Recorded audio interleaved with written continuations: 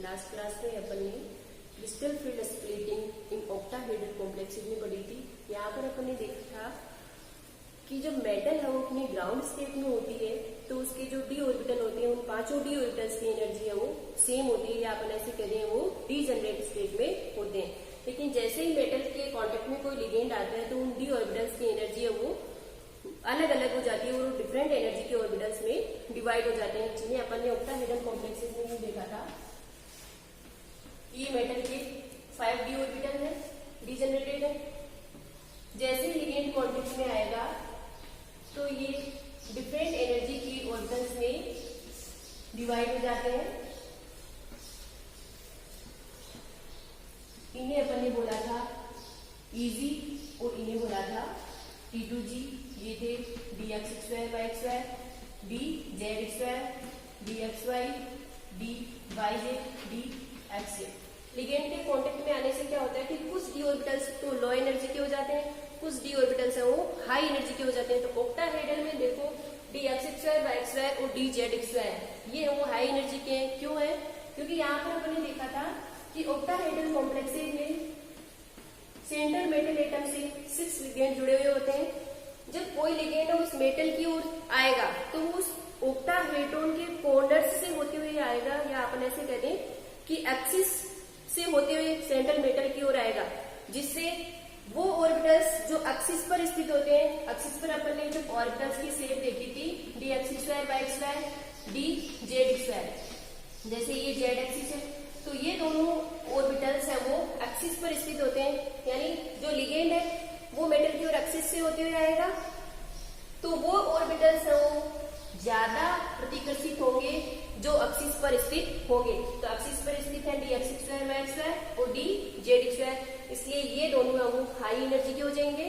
और बाकी के ये जो है इनकी शेप्स में अपन ने देखा था कि ये एक्सिस के बीच में स्थित होते हैं, यानी इन पर रिपल्सन है वो कम लगेगा, जिससे ये है वो लोअर एनर्जी के होंगे। ठीक है, तो अब अपन देखते हैं टेट्राहेड्रल कॉम्प्लेक्सेस में क्रिस्टल फील्ड स्प्लिटिंग। देखो टेट्राहेड्रल कॉम्प्लेक्सेस में अपन जानते हैं कि कितने लिगेंड होते हैं? 4 लिगेंड होते हैं। CFT tetrahedral complex.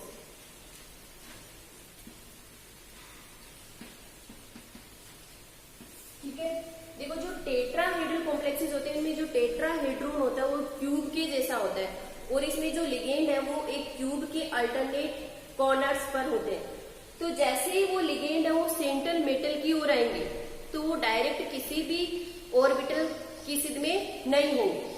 ठीक है, कि टेट्राहेड्रल कॉम्प्लेक्सेस में जो लिगेंड है वो एक क्यूब के अल्टरनेट कॉर्नर पर होते हैं और वो किसी भी ऑर्बिटल की डायरेक्ट सिद्ध में नहीं होते। यहाँ पर इजी ऑर्बिटल्स मेटल और लिगेंड के बीच में जो एंगल होता है वो होता है 54 डिग्री 44 मिनट, और T2G ऑर्बिटल्स मेटल और लिगेंड के बीच में जो एंगल होता है वो 35 डिग्री 16 मिनट होता है। यानी जो T2G ऑर्बिटल्स है वो लिगेंड के ज्यादा नजदीक होंगे, क्योंकि यहाँ पर एंगल क्या है? कम है। तो T2G ऑर्बिटल्स के लिगेंड के ज्यादा नजदीक होने से इन पर रिपल्सन है वो ज्यादा लगेगा, जबकि यहाँ पर जो PG ऑर्बिटल है उनके बीच में देखो एंगल क्या है? ज्यादा है, यानी PG ऑर्बिटल्स है वो लिगेंड से ज्यादा दूर होंगे, यानी इन पर रिपल्सन है वो कम लगेगा। तो ये तो होंगे लोअर एनर्जी के, और T2G ऑर्बिटल्स है वो होंगे हायर एनर्जी। ठीक है, तो ये टेट्राहेड्रल कॉम्प्लेक्सेस में जो क्रिस्टल फील्ड स्प्लिटिंग है वो ऑक्टाहेड्रल से बिल्कुल विपरीत है। क्यों? क्योंकि वहां पर जो इजी ऑर्बिटल्स थे वो हाई एनर्जी के भी अपन ने देखे हैं, और T2G थे वो लोअर एनर्जी के। ठीक है, देखो जैसे भी अपन देखें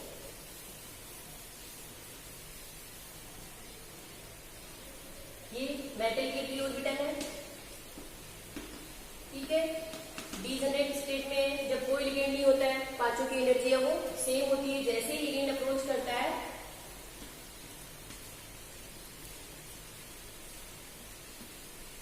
तो ये 2 प्रकार के ऑर्बिटल्स में डिवाइड हो जाते हैं। जो हायर एनर्जी के होंगे वो होंगे T2G, लोअर एनर्जी के होंगे Eg। ये है dxy, dyj, dxj, ये है dx2y2, dz2। ठीक है, देखो ये था इसका एनर्जी है। यहाँ पर T2G और Tg ऑर्बिटल्स के बीच में जो डिफरेंस है इसे कहते हैं अपन CFSE। ऑक्टाहेड्रल कॉम्प्लेक्सेस में इसे अपने डेल्टा O से डिनोट किया था, यहाँ पर अपन डेल्टा T से डिनोट करेंगे। ठीक है, ये हो जाएगा 0.4 डेल टी, और ये नीचे वाले ऑर्बिटल्स के लिए हो जाएगा -0.6 डेल। ठीक है, यहाँ पर अपन कोई CFSE कैलकुलेट करने के लिए जैसे ऑक्टाहेड्रल कॉम्प्लेक्स में पढ़ा था वैसे ही n Eg sorry -0.6 n Eg plus 0.4 n T2G del T plus m T। ठीक है, इस फॉर्मूले से अपन टेट्राहेड्रल कॉम्प्लेक्सेस के लिए CFSE को कैलकुलेट कर सकते हैं। यहाँ पर N का मतलब है number of electrons in Eg orbitals, and T2G का मतलब है number of electrons in T2G orbitals, and यहाँ पर नंबर ऑफ इलेक्ट्रॉन पेयर, फिर यहाँ पर आ जाएगा पेयरिंग एनर्जी। तो इस फॉर्मूले से अपन किसी भी कॉम्प्लेक्सेस के लिए CFSE को कैलकुलेट कर सकते हैं। जैसे अपन D1 इलेक्ट्रॉनिक कॉन्फ़िगरेशन के लिए CFSE कैलकुलेट करें, D1 के लिए यहाँ पर इलेक्ट्रॉन पहले Eg में जाएगा क्योंकि लोअर एनर्जी के है, तो Eg में यहाँ से CFSE देखो -0.6 इंटू NEG कितने इलेक्ट्रॉन, एक। T2G में कोई इलेक्ट्रॉन है, कोई इलेक्ट्रॉन नहीं है, 0 del T plus M P. यहाँ से क्या आ जाएगा -0.6, इसे 0 से मल्टीप्लाई करेंगे 0 हो जाएगा, डेल T एम, कोई इलेक्ट्रॉन पेयर नहीं है, ये स्टेट क्या हो जाएगी 0। तो यहाँ से D1 इलेक्ट्रॉनिक कॉन्फ़िगरेशन के लिए टेट्राहेड्रल कॉम्प्लेक्सेस में CFSE क्या हो जाएगी -0.6 डेल T। ऐसे यहाँ पर अपन 2 करें तो 2 हो जाएंगे, Eg में इलेक्ट्रॉन 2 से मल्टीप्लाई हो जाएगा, कितना आ जाएगा -1.2 डेल T। ऐसे ही अपन किसी भी कॉम्प्लेक्सेस के लिए CFSE इस फॉर्मूले से कैलकुलेट कर सकेंगे। ठीक है, अब देखो आगे आता है कि जो टेट्राहेड्रल फील्ड में स्प्लिटिंग होती है वो ऑक्टाहेड्रल फील्ड की बजाय हमेशा क्या होती है, कम होती है। इसके क्या कारण है? ठीक है, टेट्राहेड्रल फील्ड में जो स्प्लिटिंग होती है वो ऑक्टाहेड्रल फील्ड की बजाय है वो कम होती है। क्यों होती है? सबसे पहला देखो ऑक्टाहेड्रल कॉम्प्लेक्सेस में जो लिगेंड है वो इन 2 ऑर्बिटल्स के एकदम सीध में आते हैं। सीध में आने से रिपल्सन क्या होगा, ज्यादा होगा, जिससे स्प्लिटिंग क्या होगी, ज्यादा होगी। जबकि टेट्राहेड्रल कॉम्प्लेक्सेस में लिगेंड है वो किसी भी ऑर्बिटल्स के एकदम सीध में नहीं होते हैं, इसलिए उसमें स्प्लिटिंग क्या होती है, कम होती है। पहला रीजन तो हो गया ये। पहला रीजन क्या बता रहे हैं अपन कि ऑक्टाहेड्रल कॉम्प्लेक्सेस में जो लिगेंड है वो ये जो dx2 y2 और dz2 मेटल के जो ऑर्बिटल्स हैं इनके बिल्कुल सीध में आते हैं, जिससे रिपल्सन क्या होता है, ज्यादा होता है, इसलिए स्प्लिटिंग क्या होती है, ज्यादा होती है। लेकिन टेट्राहेड्रल कॉम्प्लेक्सेस में क्या होता है कि लिगेंड है वो मेटल के किसी भी ऑर्बिटल के एकदम सीध में नहीं आते हैं, इसलिए रिपल्सन है वो ज्यादा नहीं होता है, इसलिए स्प्लिटिंग क्या होती है, कम होती है। दूसरा आता है कि ऑक्टाहेड्रल कॉम्प्लेक्सेस में 6 लिगेंड होते हैं, जबकि टेट्राहेड्रल कॉम्प्लेक्सेस में 4 लिगेंड होते हैं।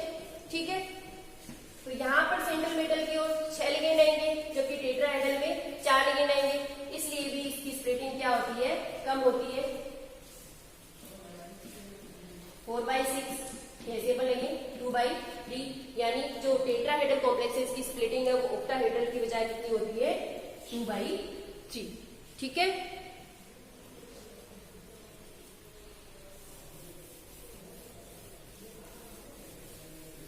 आगे अपन देखें, एक अपन देखते हैं कि ऑक्टाहेड्रल कॉम्प्लेक्सेस में दो सिचुएशन आती है।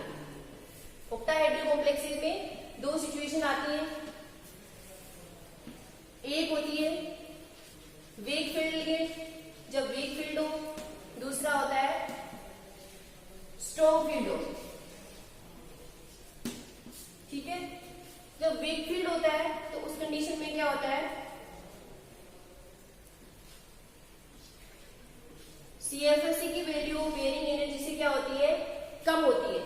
तो जब लिगेंड है वो वीक होगा तो उस कंडीशन में इलेक्ट्रॉन्स की जब अपन फिलिंग करेंगे तो पेयरिंग नहीं होती है। क्यों नहीं होती है, क्योंकि पेयरिंग एनर्जी सीएफएससी से क्या है, ज्यादा है। इसलिए इलेक्ट्रॉन्स की पेयरिंग नहीं होने के कारण जो कॉम्प्लेक्सेस बनेंगे वो हाई स्पिन कॉम्प्लेक्सेस होंगे। ये कई बार एग्जाम्स में पूछे जाते हैं।